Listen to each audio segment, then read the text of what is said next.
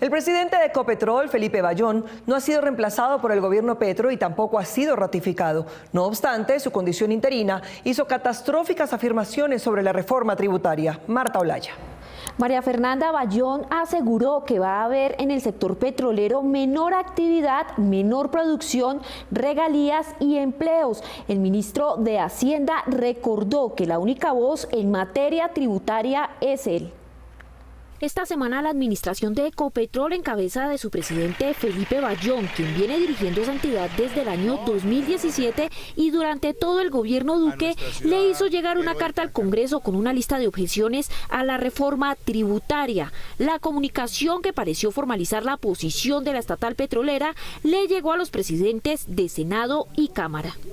El propio Bayón, quien ha defendido públicamente actividades extractivas como el fracking, a las que el gobierno Petro se opone rotundamente, alertó en medio de la Cumbre Nacional de Proveedores de su grupo sobre los que a su juicio son los efectos negativos de la reforma para su sector. Ese impacto empieza a verse en menor actividad, menor producción, menores empleos, menores regalías, menor impuesto de transporte, y ese impacto va a ir creciendo. No solo eso, Bayón hizo cuentas sobre las pérdidas que tendrá el grupo Ecopetrol durante el periodo del gobierno de Gustavo Petro si se aprueba el proyecto de reforma tributaria tal como se está debatiendo en el Congreso. Y si uno se para en el 2023 al 2026, nosotros estimamos que eso pueden ser 12 billones de pesos. Son 12 billones de pesos que recibe el Estado a través de impuestos, pero son 12 billones de pesos menos que tendríamos en términos de posibilidad de inversión. Hay proyectos que no van a ser rentables. La comunicación escrita enviada a los presidentes de Senado y Cámara, Roy Barreras y David Racero, advirtió sobre la no deducibilidad de las regalías, que según la petrolera supone un incremento de la base gravable del impuesto sobre la renta de alrededor de 7.6 billones de pesos. Igualmente llama la atención en cuanto a la sobretasa al impuesto de renta, señalando que el nivel planteado para el 2023 producirá un impacto en la caja de la compañía, que afectará la distribución de dividendos de la empresa. Bayón no ha sido reemplazado por la administración Petro, tampoco ha sido ratificado en la presidencia de Ecopetrol, pero es claro que con su posición pública de esta semana se distancia de las políticas económicas planteadas por el gobierno. Noticias 1 consultó al ministro de Hacienda, José Antonio Ocampo, quien contestó con un escueto mensaje. ¿De esta carta qué piensa? Que el Ministerio de Hacienda es la voz única en materia de reforma tributaria. El debate quedó abierto para la próxima semana. Sorpresivamente anoche el gobierno anunció la convocatoria de una asamblea extraordinaria de socios de Ecopetrol para sacar a los directivos que nombró el gobierno Duque. Marta Olaya. Mónica, el objetivo es sacar a algunos directivos, entre ellos a su actual presidente Luis Guillermo Echeverry, que manejaba la Junta a su antojo, para ahora enfocarla hacia la nueva política energética menos dependiente de los hidrocarburos. Tal y como lo había anunciado desde un principio el gobierno del presidente Petro, cambiará una parte de los miembros de la Junta Directiva de Ecopetrol. Ese cambio se dará el próximo 24 de octubre, fecha en la cual habrá una asamblea extraordinaria de accionistas de la compañía.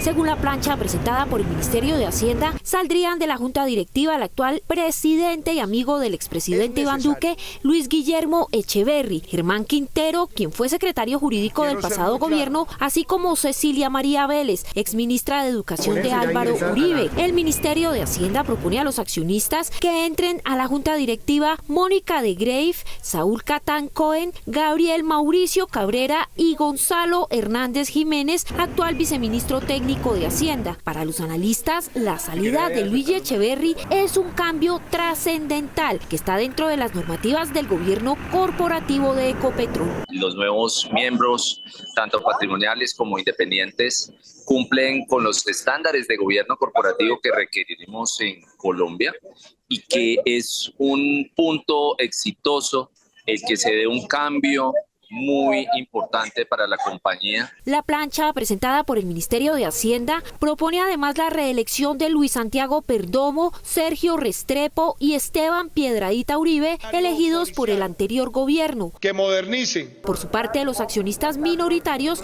propusieron reelegir a Carlos Gustavo Cano, quien es miembro independiente de la Junta desde marzo de 2017, mientras que los departamentos productores tienen como candidata a Sandra Ospina Arango.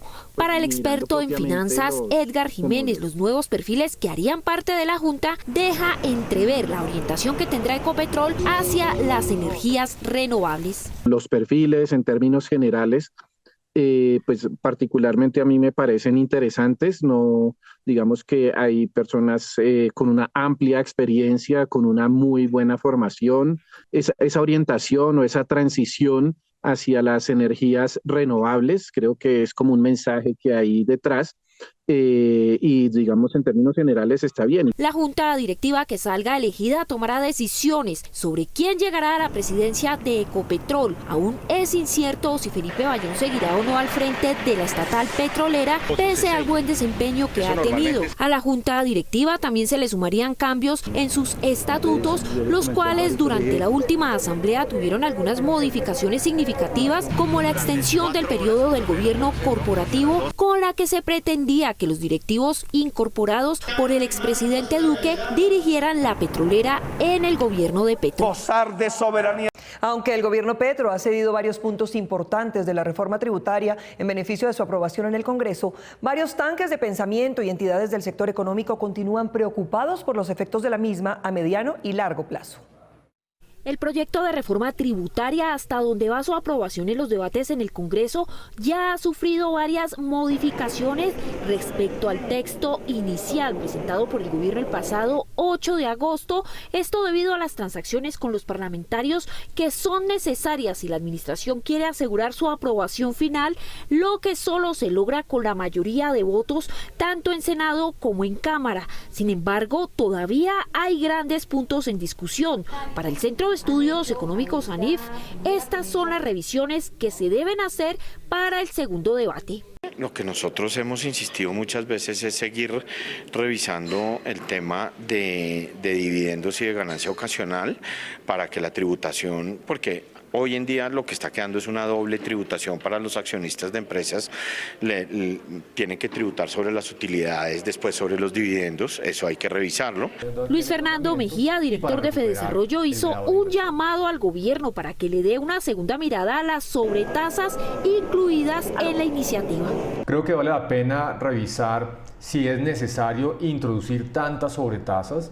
La del sector, por ejemplo, hidroeléctrico podría eventualmente generar presiones al alza adicional en las tarifas de energía, podría aumentar demasiado la carga del sector minero energético. Pese a que el sector bancario destaca los cambios que ha tenido la reforma desde el pasado 8 de agosto hasta la fecha, también tiene sus propias peticiones. Presentamos al gobierno varias propuestas, pues no se acogieron y nos encantaría, creemos que todavía es momento, digamos, de incluir algunas de ellas, en particular que cuando hay grandes operaciones de efectivo sea obligación de quien tiene el efectivo de hacer un reporte a la DIAN. La reforma tributaria llegará con más de 20 artículos nuevos a segundo debate, uno de ellos propuesto por la representante Catherine Miranda, que busca que las iglesias paguen un impuesto de renta del 20%. Esta semana el gobierno se concentrará en sacar adelante el proyecto de presupuesto general y después continuará las reuniones con los ponentes de la reforma para analizar las más de 300 proposiciones que ha tenido esta iniciativa.